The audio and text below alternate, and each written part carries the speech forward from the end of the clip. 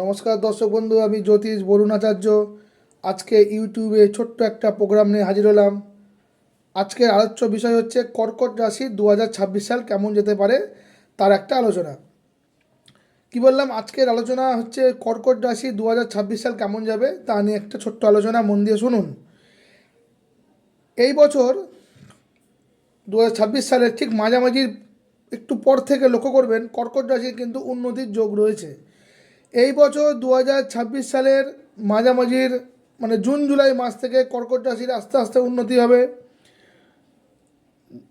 যারা কর্কট রাশির জাতক জাতিকা আছেন তাদের আমি বলবো, মনের কথা কাউকে বলবেন না, তাহলে কিন্তু কোনো সমস্যা হতে পারে।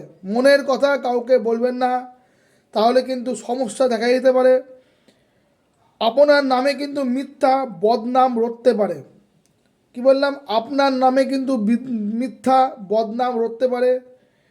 এই বছর কোনো সম্পত্তি কিন্তু আপনি ক্রয় করতে পারেন।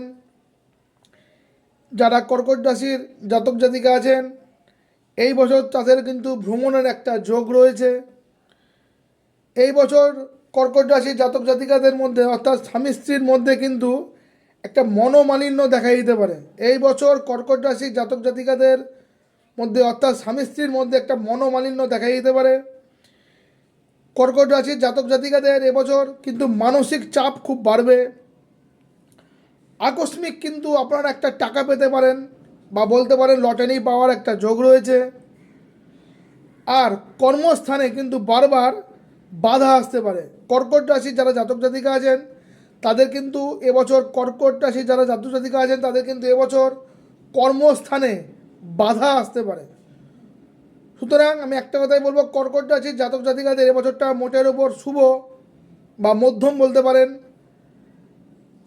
তো এই ছিল আজকের আমার কর্কট রাশি সম্বন্ধে 2026 সাল কেমন যাবে তার একটা আলোচনা।